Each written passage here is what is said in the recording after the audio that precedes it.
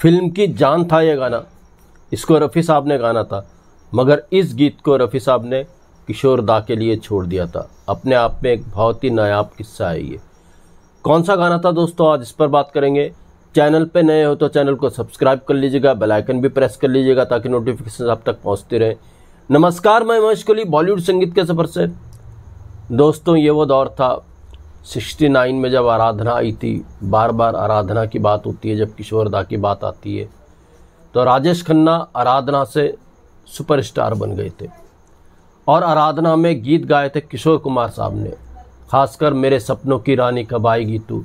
इस गीत ने वो कमाल धमाल मचाया कि किशोर दा टॉप पर पहुंच गए थे। अब ये दौर था किशोर कुमार साहब का। इससे पहले एक तरफा रफ़ी साहब गा रहे थे, मगर आराधना के बाद किशोर दा का सितारा चमका और किशोर दा को फिर गाने मिलने लगे। राजेश खन्ना, किशोर कुमार साहब और R.D. बर्मन साहब की जोड़ी बनी और इन तिकड़ी ने एक से एक नायाब गाने हिंदी फिल्म संगीत जगत को दिए, इसमें कोई दो राय नहीं है।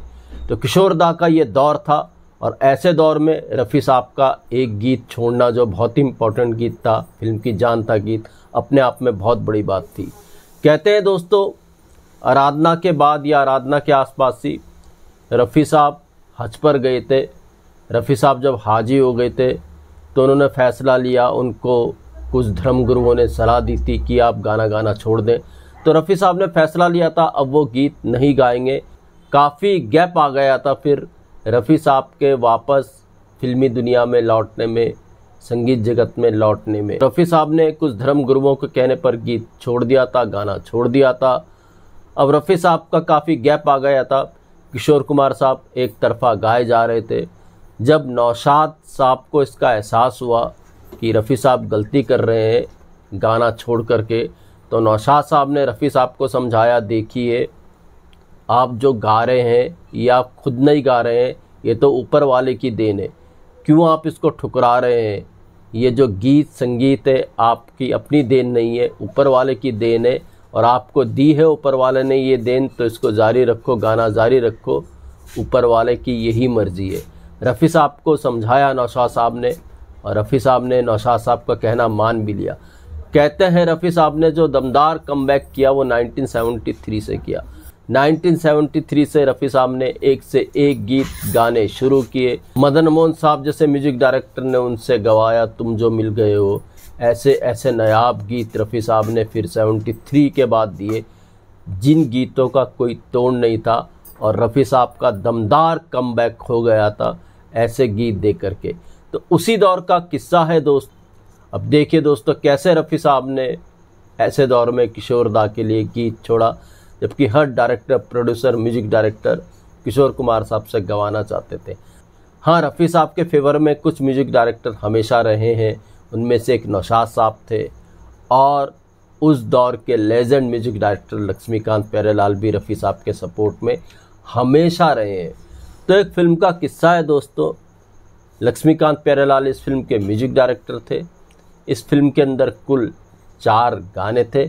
धर्मेंद्र इस फिल्म में लीड रोल में थे और साथ में शत्रुघ्न सिन्हा भी थे। तो रफ़ी साहब ने एक गीत रिकॉर्ड कर लिया था इस फिल्म के लिए, कमाल का ये गीत था। तो रफ़ी साहब ने ही जो जितने भी मेल ट्रैक थे इस फिल्म के सारे गाने थे, लक्ष्मीकांत प्यारेलाल ने उनसे गंवाने थे।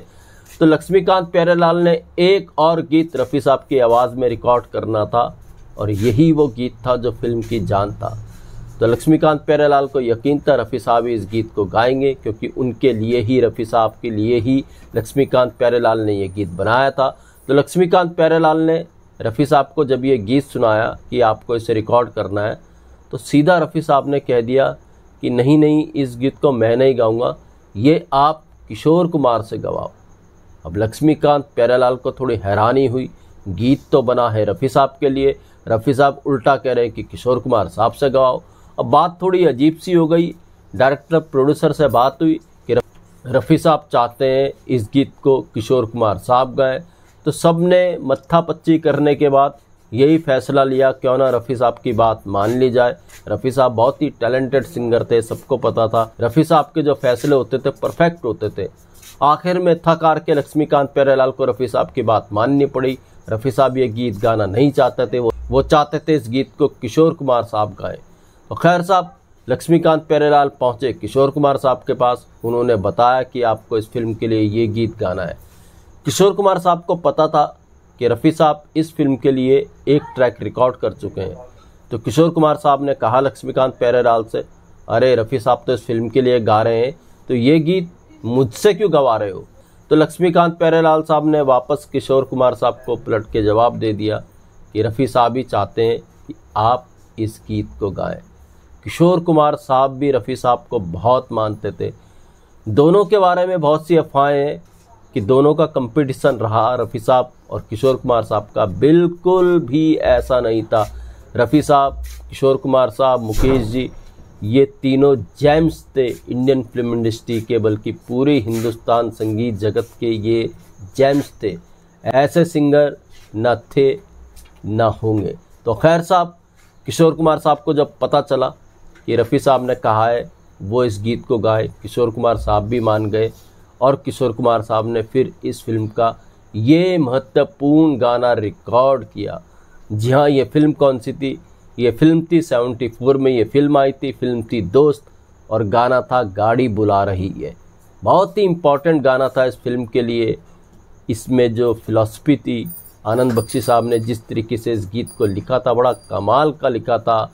और इस फिल्म के इस गीत को नॉमिनेशन मिला था प्लेबैक सिंगिंग के लिए किशोर कुमार साहब को 1975 में, और बेस्ट लिरिसिस्ट के लिए नॉमिनेशन मिला था फिल्म फेयर अवार्ड के लिए आनंद बख्शी साहब को इसी गीत के लिए।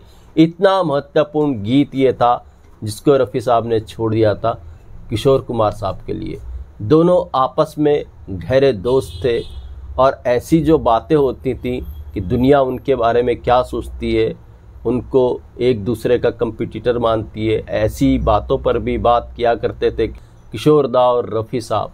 तो दोस्तों ऐसे भी नए आप किस्से हुए, ऐसे किस्से मैं आपके लिए लेकर के आता रहूँगा। महेश कोहली को दीजिएगा इजाज़त। Goodbye, good luck and take care.